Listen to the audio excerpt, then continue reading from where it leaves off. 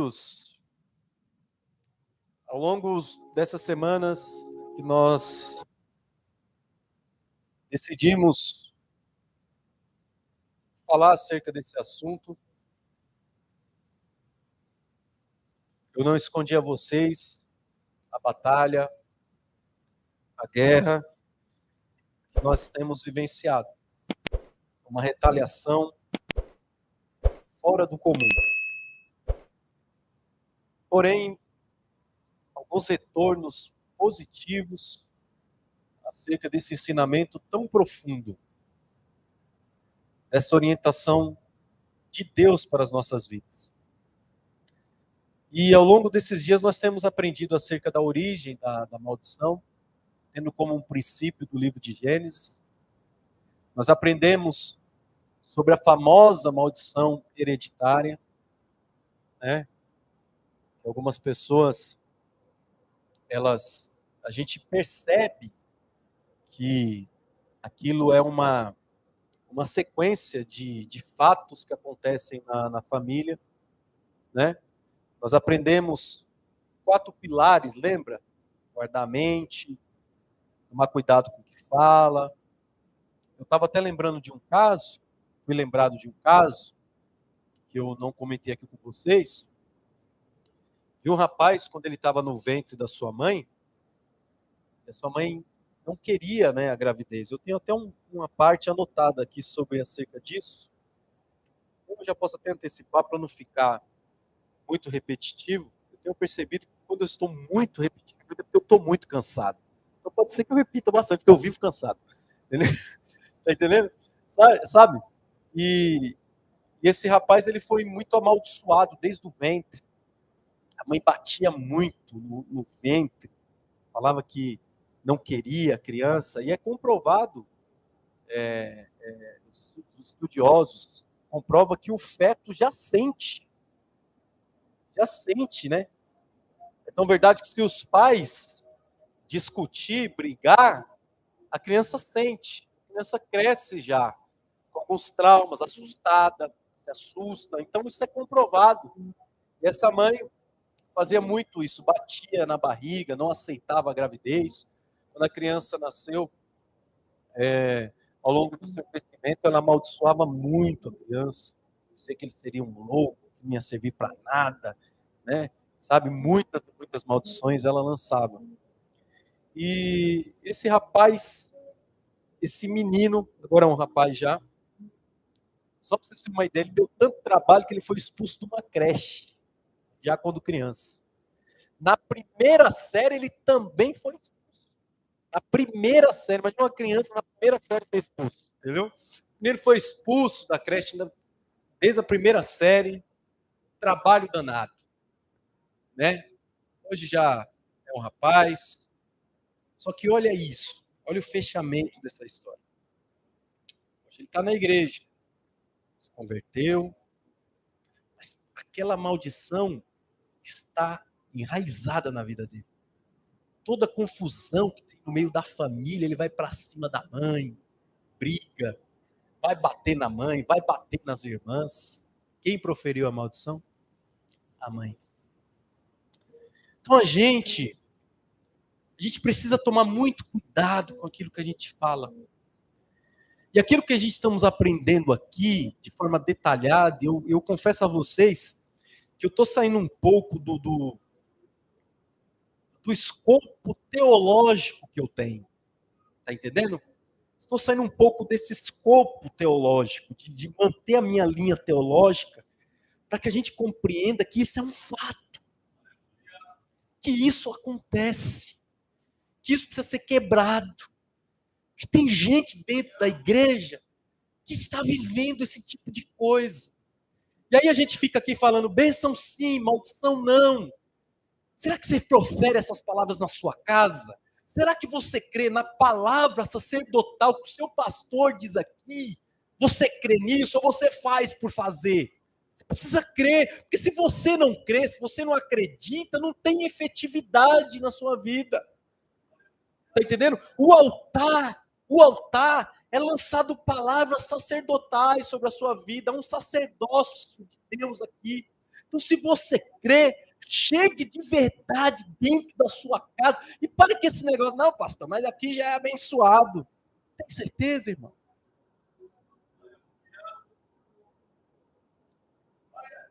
Será que você não tem dado continuidade a uma coisa que não é para dar?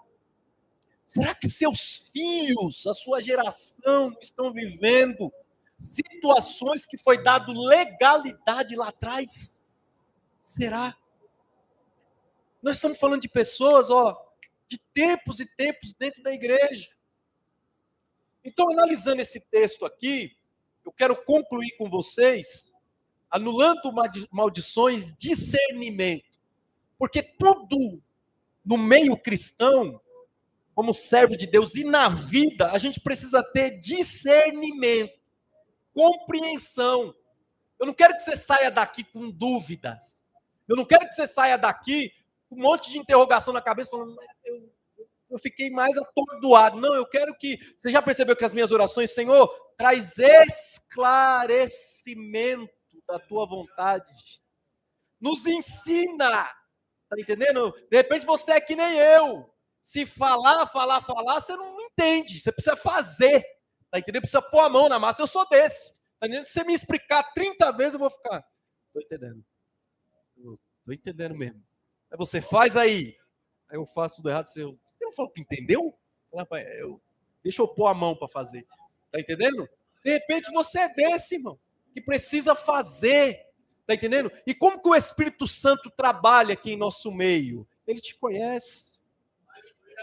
Ele me conhece.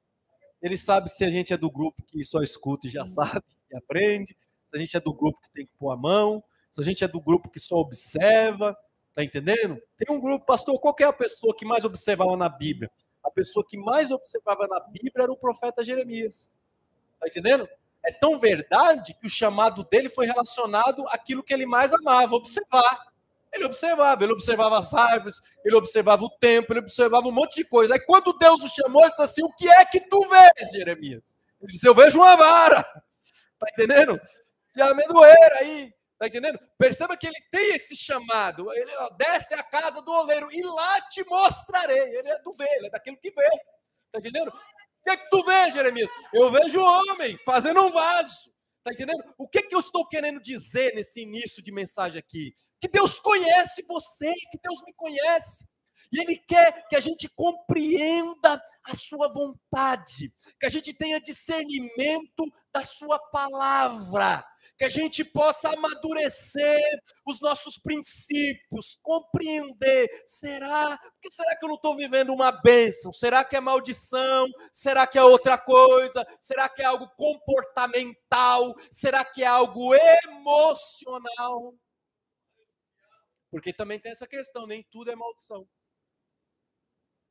Eu não quero que você saia daqui dizendo, rapaz, isso é maldição. Não, às vezes pode ser algo comportamental. Eu até disse a vocês aqui, e usei um exemplo da minha relação com meu pai, não foi, pai? Aqui, tá entendendo? Que meu pai teve dificuldade com o seu pai. Tá entendendo? Ele não gosta muito de falar, mas ele teve. Tá entendendo? E eu estava indo no mesmo caminho, tendo dificuldade de relacionamento com meu pai. Já na igreja, já convertido, já tomando Santa Ceia. Tá entendendo? Por quê? Porque o inimigo, muitas das vezes, ele tem uma procuração da nossa história e ele quer ali, nos afligir. Mas Jesus está aqui.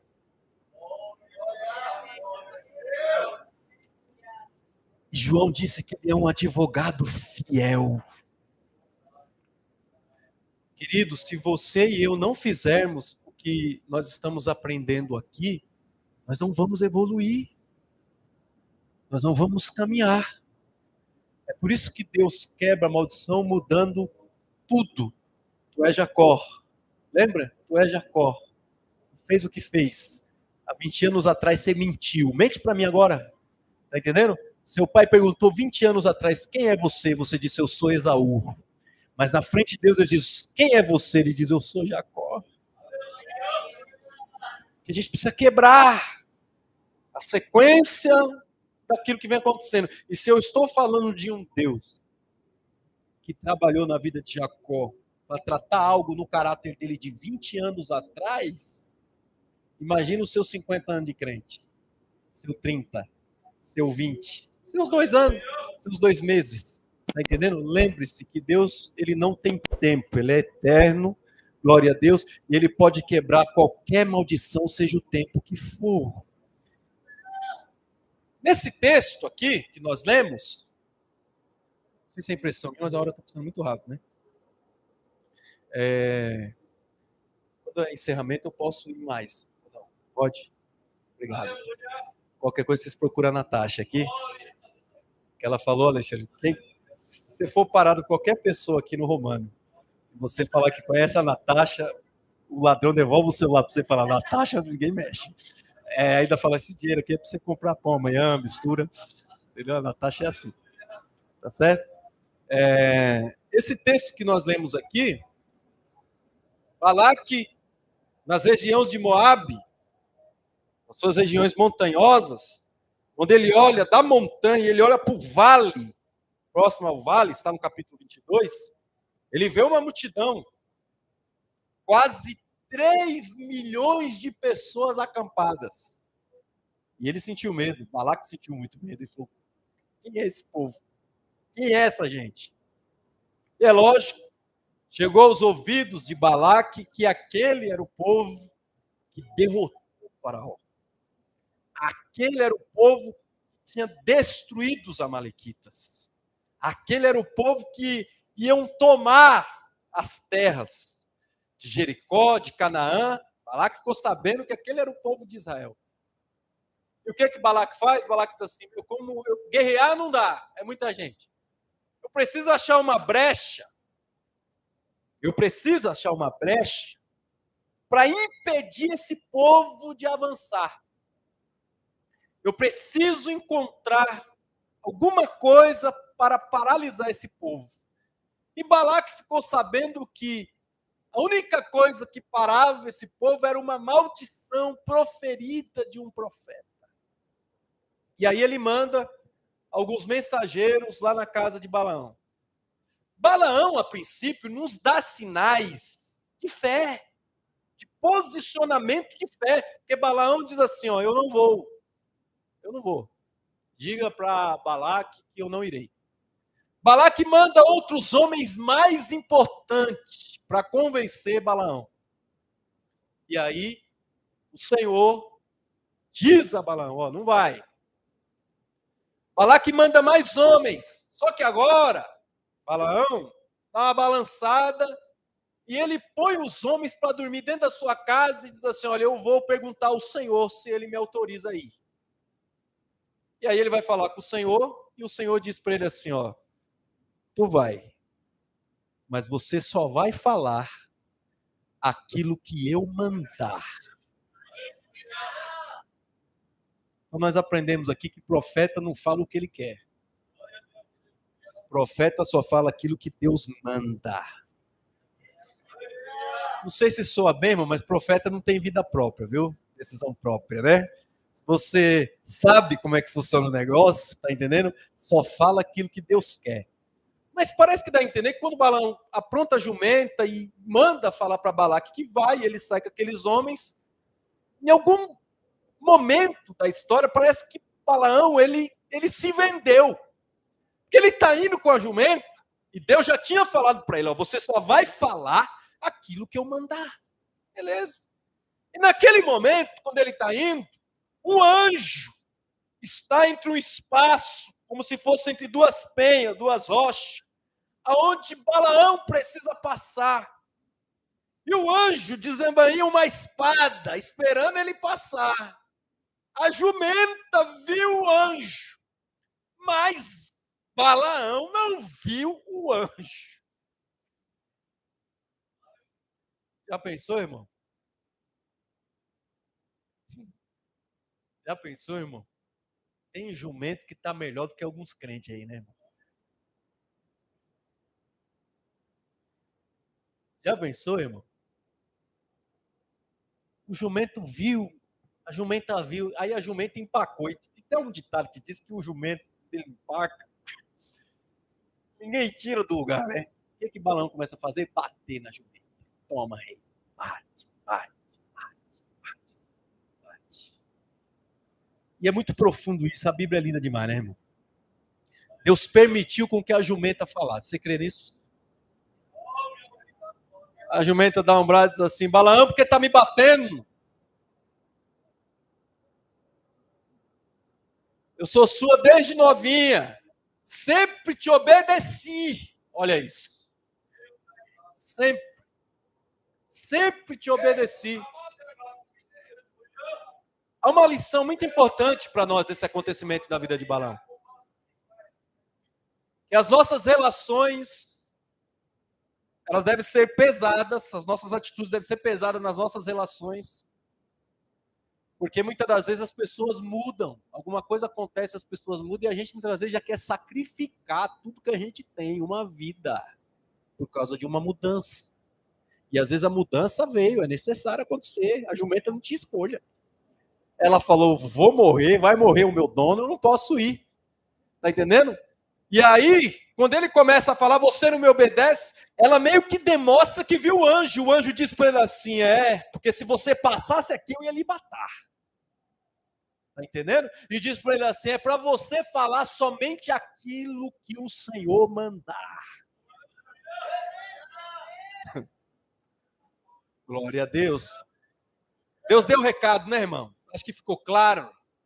Ele chega lá, e quando ele arma as tendas, juntamente com Balaque, ele pede para Balaque preparar 7 altares.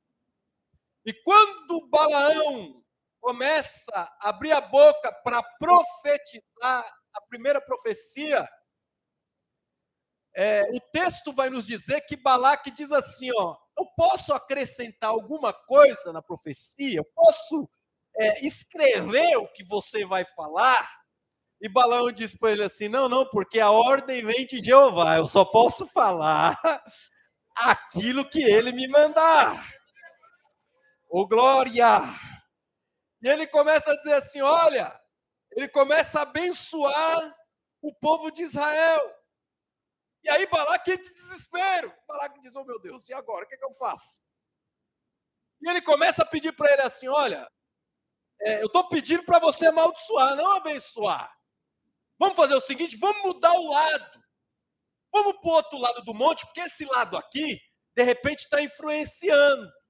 Deixa eu falar uma coisa para você. Para quem tem bênção, não interessa o lado, não interessa a posição, porque quando Deus tem que abençoar, ela vem de cima, vem das laterais, vem de baixo, não adianta. A Bíblia diz assim que nenhuma ferramenta preparada prosperará. Oh, glória a Deus, não adianta.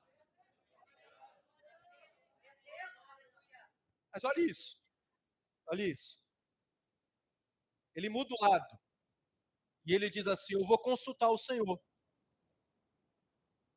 E essa profecia que nós lemos aqui no capítulo 23, Balaão entrega para Balaque. Ele diz assim, agora eu vou consultar o Senhor. E aí quando ele vai consultar o Senhor, Deus manda esse recado aqui, essa profecia, para Balaque.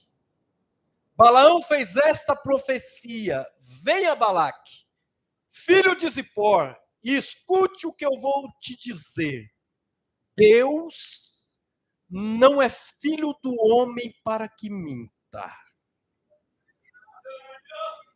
e nem filho do homem para que se arrependa. Quando é que Deus prometeu e não cumpriu? Aí ele diz assim, olha, recebi ordem para abençoar. E ele abençoou e não posso mudar nada.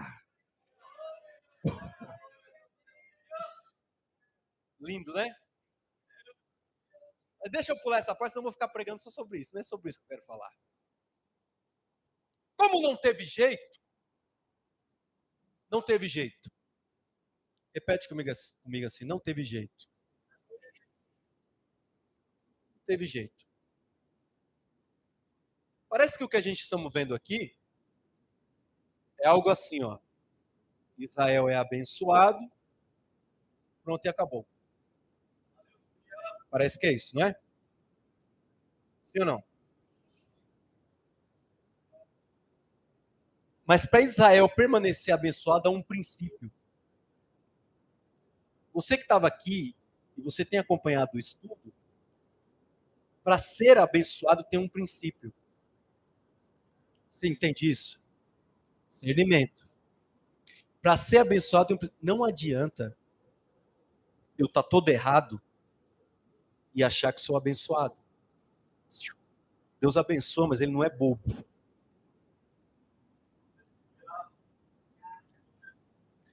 Para você que está acompanhando desde o princípio, a gente lemos em Deuteronômio e Deus chama 2 montes de testemunhas. Vocês lembram? 2 montes de testemunhas. Você lembra mesmo? Como é que é o nome dos montes? Se você lembra. Esqueceu agora, né? Tá bom. Tá entendendo? Ele chama 2 montes. Desses 2 montes que ele chama de testemunha, ele abre a boca e diz assim: escolhe, pois, hoje a bênção e não a maldição. Se escolheres a bênção, viverás. Se escolheres a maldição, morrerás. E há um princípio lá: obedece os meus estatutos. Há um princípio aqui, ok? Israel precisava estar debaixo de obediência para viver a bênção. Lembra lá daquele texto lá? Êxodo, que nós lemos em Êxodo capítulo 20, quando ele diz assim, lembra que a gente falou das imagens de escultura? Tá entendendo? Para servir somente ao Senhor, porque se servir as imagens, servir a outros deuses, eles cairiam em maldição. Então há um princípio aqui. Como Balaão tentou profetizar e não deu certo, parece que a gente entende aqui que houve um conselho que ele deu para Balaque. Ué, olha isso. As mulheres de Moabe não são mulheres bonitas? Balaque disse, sim, são lindas. Pois bem, façam com que essas mulheres se infiltrem no meio do povo de Israel e os homens caiam com elas, se prostituam com elas, brecha. E esse povo cairá em maldição. Aí no capítulo 25 do livro de Números, as mulheres de Moabe se deitam com os homens de Israel e todo o arraial entra em maldição. Porque ele precisa de uma brecha para que ele possa entrar. Ele precisa de uma coisa só. E aí Israel peca contra o Senhor. Por que eu estou dizendo isso, querido? E aqui eu começo o nosso ensinamento. A gente precisa ter discernimento para entender que, de repente, na nossa história, o que aconteceu foi só uma brecha. Você recebeu bênçãos e livramento, assim como Israel recebeu, e o inimigo precisou de uma brecha. Se você ler o capítulo 25, aconteceu uma catástrofe no meio de Israel. Milhares de pessoas morreram por causa da prostituição e da legalidade que o povo de Israel deu para o inimigo. Você lembra quando o diabo estava tentando a Jesus? O que ele disse para Jesus? Ele disse assim, olha, todos os reinos me foi entregue, e eu te darei todos eles. Você percebeu que nessa tentação do capítulo 4 de São Mateus, o Senhor não questiona o diabo, em nenhum momento, porque nós falamos, a gente fala assim, o diabo não tem nada, é meu. Amém, irmão? Eu creio que é seu mesmo. Está entendendo? Mas Jesus, ele não debate com ele. Perceba que Jesus, ele não repreende ele nesse sentido. Jesus diz para ele assim, ó, somente ao seu Deus adorarás. Mas não diz para ele que ele não tem. Por que que ele tem? Porque o homem deu para ele. Você lembra quando o Senhor fez o homem no jardim do Éden? O Senhor disse assim, o homem assim, ei, tomai a terra, dominai a terra. Mas quando o homem, ele pecou, ele deu legalidade e o inimigo tomou aquilo que era do homem. E aí, ele passou a dominar a terra. O que eu estou querendo dizer aqui, queridos? Que nós precisamos fechar as brechas. Tá entendendo? É que nem aquela história. Não adianta orar e não vigiar. Esses dias eu estava falando para uma pessoa, eu falei, eu preciso até compartilhar isso lá na igreja lá. Com exceção dos neófitos. Neófito. Pastor, o que é uma pessoa neófita? Pessoa neófita é um bebê. Pessoa neófita é uma pessoa que está aprendendo. Você lembra que Filipe disse, o eunuco? Ô neófito, o que você está lendo aí? A pessoa não tem conhecimento. Ela não conhece a Bíblia. Ela não tem afinidade com a palavra. Agora, nós que estamos aqui, ou pelo menos alguns que estão aqui deveriam ser assim, eu acho que já chegou o tempo de você ter um pouco de afinidade com a palavra. Quando eu falo um livro da Bíblia, você fica olhando, você está perto de Apocalipse. O livro. Está entendendo? Você não tem afinidade com a palavra, você não conhece a palavra. Você está há 20 anos na igreja e não consegue achar o livro de Esdras. Não consegue achar certos livros, se mata e acha bonito. Olha aí. Lembre-se que o povo de Deus, ele erra por falta de conhecimento. É uma falha. Não há revelação do conhecimento sem busca. Não há, glória a Deus, o suar da palavra de Deus em corações que nunca leram versículos e nunca meditaram neles. Não há. Se você não lê, pastor, eu tenho dificuldade de guardar. Qual foi o dia que você escreveu? Pastor, eu tenho dificuldade de compreender. Qual foi o dia que você se dedicou dizendo, eu vou ler até compreender? Compreende? Não existe alguém que estuda porque quer ser melhor dentro da igreja. O conhecimento, irmãos, é fato que eu vou falar aqui para vocês aqui, tem gente que você perguntar, quais são os livros da Bíblia que fala de Jesus? Tem gente que vai falar, é Salmos. Você fala, não, peraí. Salmos também fala dele, mas quais os livros que fala detalhado dele? A Bíblia toda, pastor, fala de Jesus.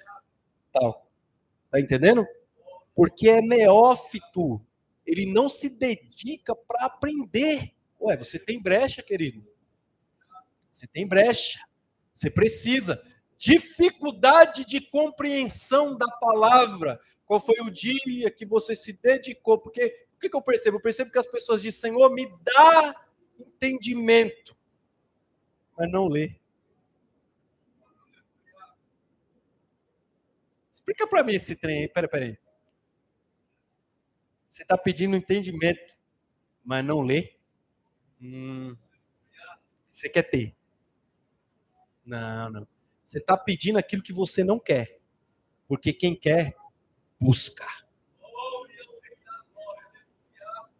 As brechas que nós damos faz com que o inimigo ele entre nas nossas vidas e através dessa brecha ele tenha legalidade. Não tem explicação, querido. E aí, é isso que eu quero chamar vocês, para a gente partir quase para o final. Eu quero pedir para que vocês analisem comigo exatamente a gente ter essa concepção. O que não é maldição e o que é comportamental. De repente você é refém de algo que está relacionado ao seu caráter, ao seu comportamento. Você está acostumado a fazer, você é viciado em fazer. Está entendendo? A sua família sempre fez e você seguiu essa tradição e você faz de forma que você não percebe, está dentro do seu comportamento. Já disse aqui, eu conheço famílias inteiras que mentem. Minha mãe mente, minha avó mente, eu minto, todo mundo mente. Vocês são tudo filho do capeta. Pai da mentira é o diabo, não tem como negociar isso, não adianta. E agora, né, é que eu omiti, não, eu tenho uma raiva dessa palavra, irmão. Eu omiti. Isso é pra gente covarde, viu? Eu omiti. Mas por que você não falou a verdade? Não é que eu não falei a verdade. Eu omiti.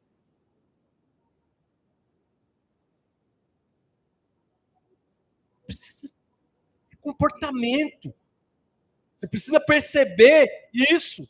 Analise isso. Se você não é refém do seu comportamento. Você quer ver, gente? Ó, lembra que eu falei para você que repercute na criança? Será que é normal essa atitude sua violenta? Será que é normal essa atitude sua explosiva? Você está na igreja há muito tempo, você ouve a palavra há muito tempo, mas você é extremamente explosivo. Você não tem paciência, você quer quebrar tudo. Quer ver como é que é o comportamento? É comprovado, gente, que a mamãe, com a criança, que não fala com a criança, eu sei que as mulheres falam muito, mas tem mulher que não fala muito. É raro, é raro. Muito raro achar uma mulher que não fala muito. Você não fala muito, Natasha? Você não fala muito pouco. Tá entendendo? Sabe? É muito raro. É muito raro. Só que é comprovado, Risalva, que a criança, ela desenvolve a sua linguagem por causa da mamãe. A mamãe já falando com a criança desde o ventre. É bebê. É bebê da mamãe. É um nenenzinho mais lindo. Nem viu. Ela tá falando que é lindo. Que é lindo, né? E tal. E conversa e tal. E a criança, ela desenvolve. Mas você já percebeu? É comportamental. A mãe passa para a criança. Ei, eu estou falando para vocês, fato. Já tratei com pessoas que foram abusadas quando pequeno. O comportamento dessas pessoas são diferentes. Estou falando para vocês de fato, de coisas que acontecem.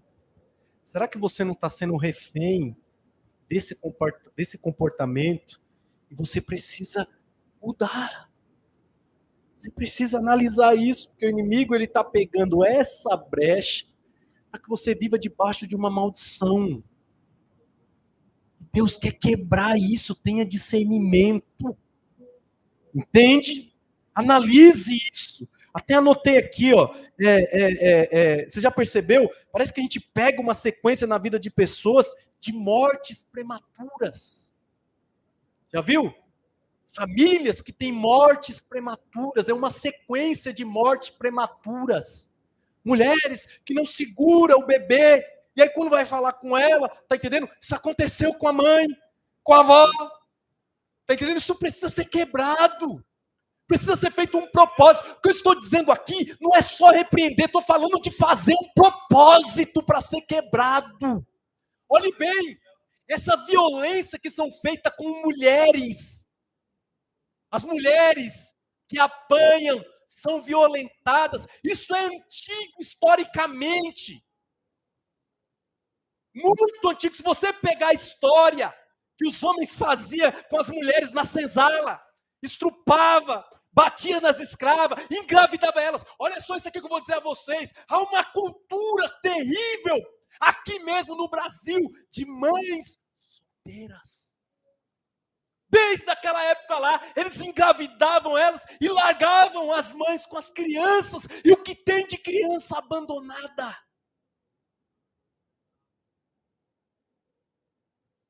A gente não tem discernimento, a gente acha que tudo é normal.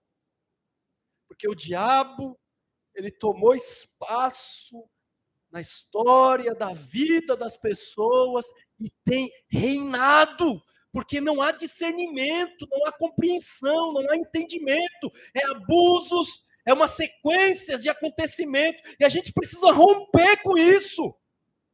Porque a Bíblia diz assim, lá no livro de Êxodo, onde nós lemos assim, ó, que aquele que escolhe a maldição, aquele que escolhe aos deuses, vamos lá, capítulo 20, Êxodo, melhor não ler, abre aí, 20, Êxodo capítulo 20, olha isso daqui, ó. Êxodo capítulo 20. Última parte do versículo 5, diz assim, ó. Eu castigo aqueles que me odeiam até a terceira e a quarta geração. Isso é Deus. Está entendendo? Olha isso. Eu castigo aqueles que me odeiam até a terceira. Está aqui dizendo bisnetos, trinetos, Deus, aqueles que não obedecem a sua palavra, mas diz assim, ó, porém, versículo 6, sou bondoso com aqueles que me amam e obedecem os meus mandamentos e abençoam seus descendentes, não é até a quarta geração, é por milhares de gerações. Oh, glória a Deus, é aqueles que escolhem a bênção. Por último, queridos, que nós precisamos ter discernimento.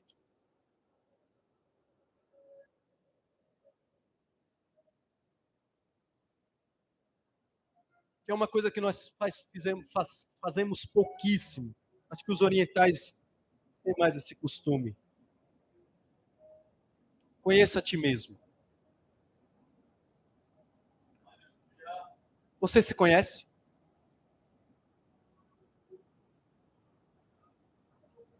Já ficou na frente do espelho? Só você, na frente do espelho. Tirou essa roupa.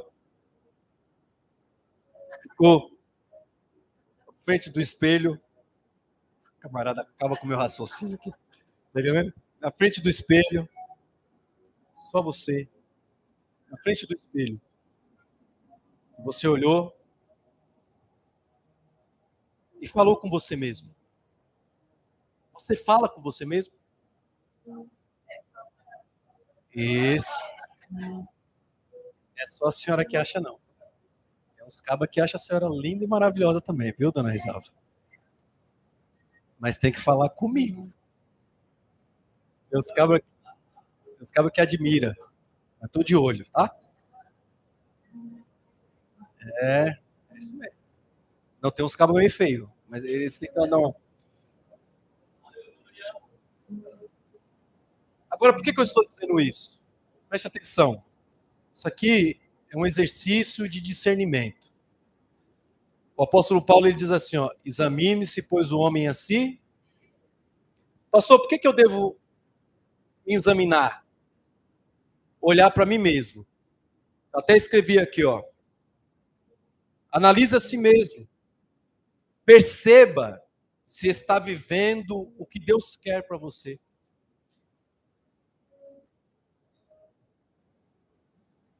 Ou se você está vivendo resultados do seu comportamento. Você entende isso daqui? Você está vivendo aquilo que Deus quer para você, ou você está vivendo um ciclo que é, na verdade, um resultado do seu comportamento? Você já parou para analisar isso? Para pensar nisso? Que você está intitulando muitas vezes que é o diabo, mas é você.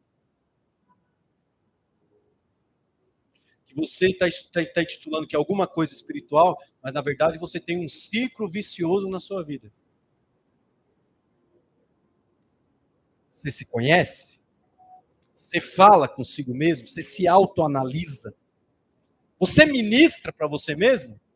Para você mesmo. Tá entendendo? Deus é contigo. Deus é comigo. Deus é comigo. Eu não estou sozinho.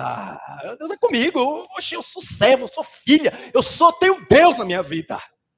Você faz isso? Eu falei a vocês que eu pregava no banheiro. Para escova. Tal. Tá entendendo? E de vez em quando eu ficava pregando para mim no espelho, vendo as caras que eu fazia. Aí aparecia um V aqui, ó, sabe? As minhas veias irritadas. Eu, é isso aí, cara. Magrelo, velho. Prega. Tá entendendo? Sabe? Você prega para você, você ministra para você. Tá entendendo? Você precisa se conhecer. Você precisa acabar com essa inferioridade. Tá entendendo?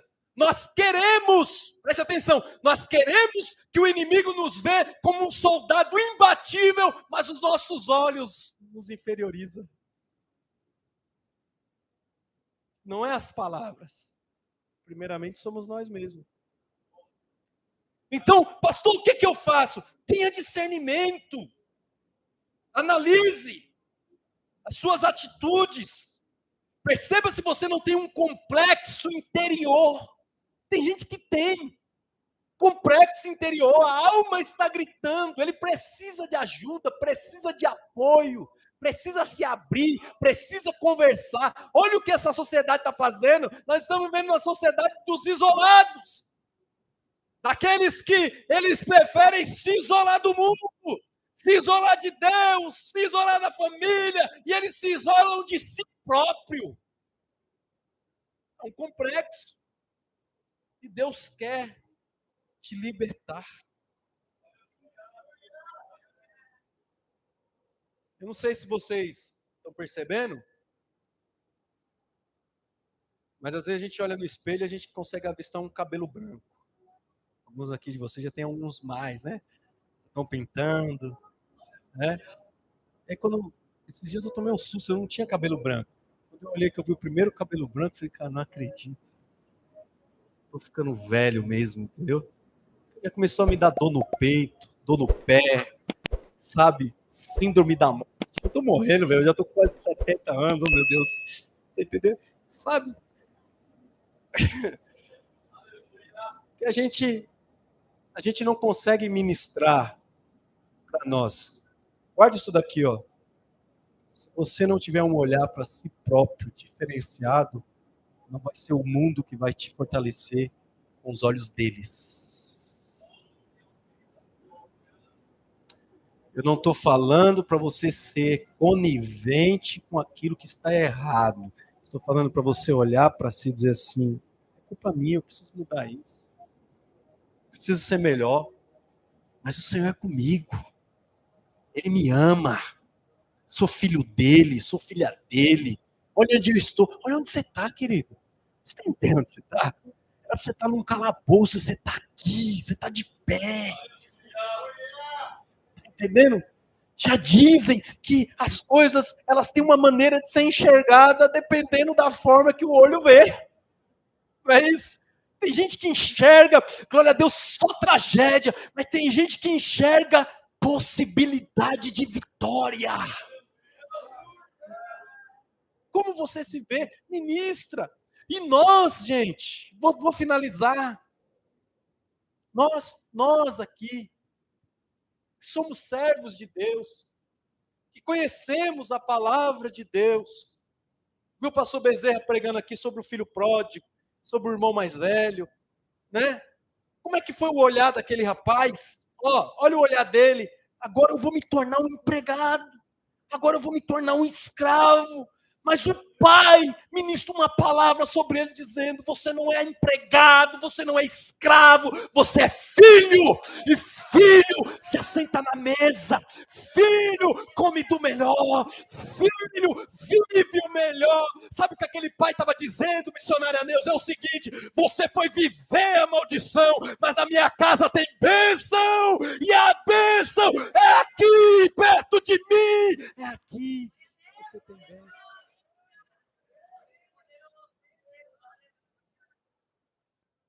Examine-se. Vocês imaginam, gente,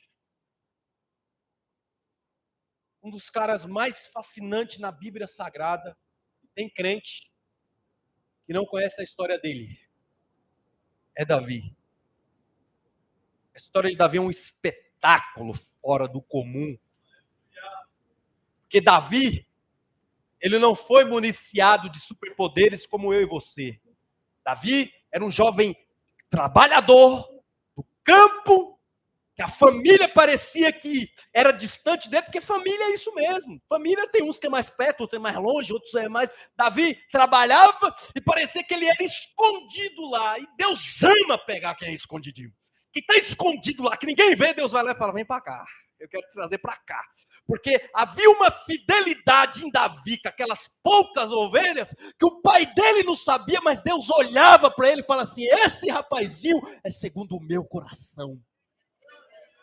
É tão profundo isso, que é um texto na Bíblia, que quando Davi, ele quis construir o templo, Deus diz para ele assim, ei Davi, e eu acho lindo esse texto. Deus diz assim, ei Davi, do meio das malhadas das ovelhas, eu te levantei. De lá da súbia. E quando Davi, ele vai para o campo de batalha, nós encontramos aquele momento épico dele dizendo que iria enfrentar Golias, vem o seu irmão mais velho. Deixa eu falar uma coisa para vocês, gente. O irmão mais velho da gente é um herói para a gente. Deve ser um administrador, deve ser o cabeça, Deve ser aquele que toma a rédea da situação. É o irmão mais velho, irmão. Tem irmão mais velho aqui? Tem? Sofre, a gente sofre, né, irmão mais velho, né? Tá entendendo? Sabe? É difícil, né? A nossa cabeça é mais centrada, enquanto os irmãos mais novos querem só, né? Manha, e nós falamos aqui não, meu irmão, aqui é correria, aqui é suor, aqui, meu irmão, é faca na caveira, aqui ninguém segura, meu parceiro. Né? A gente é assim, o irmão mais velho, não, Rian? O negócio é luta, tá entendendo? Não para, tal, vai correria. E aí, o cara olhou e viu Davi, molecão, falou, ih, esse moleque aí quer se aparecer, velho. Olha que ridículo. Magro, velho, com esse cabelo aí, cheirando ovelha, falando que quer matar Golias. Só que ele vem com uma palavra de destruição. Ele vem com uma palavra dizendo assim, ó, aonde deixaste aquelas poucas ovelhas? Você é um presunçoso. Você veio aqui se aparecer na frente do exército. Você veio aqui, ó, querendo roubar a cena. Tá achando que isso aqui é brincadeira? Aí Davi diz assim, ó, mas o que eu fiz para você agora? O que eu fiz para você? Esse incircunciso aí pode afrontar o exército de Deus vivo? Eu vou enfrentá-lo. Porque se Davi tivesse sido movido pelas palavras de Abinadab, Davi tinha parado. Mas quando Davi se posicionou, e o texto, pode ler lá. Eu não vou falar para você onde está, eu acho que você sabe onde está. Está na onde, irmão? Está na Bíblia, pastor. Ah, eu tô louco. Isso aqui, ó, isso aqui é pesado na sua cabeça. Tá entendendo, sabe? Aí, sabe o que Davi fez? Davi, ó, virou as costas. Davi virou as costas. Porque Davi nos ensina uma lição. Ele sabia quem ele era. Ele ministrava para ele, no meio das ovelhas, aquilo que ninguém podia ver. Ó, eu consigo matar esse leão. E eu vou atrás dele. E ele matava. Eu consigo matar esse urso. E ele matava o urso. Tá entendendo? Ele poderia, Isabel, no meio do mato, dizer assim, ninguém vai acreditar em mim se eu falar. Não vai. Deus, ninguém vai acreditar em mim. E Deus dizia, vai chegar a hora certa de tu falar. Fica tranquilo. Você não precisa sair falando para ninguém, não, porque quando tu falar, vão te chamar de mentiroso. Imagina se Abinadab ouvisse Davi falando isso no campo de batalha, gente.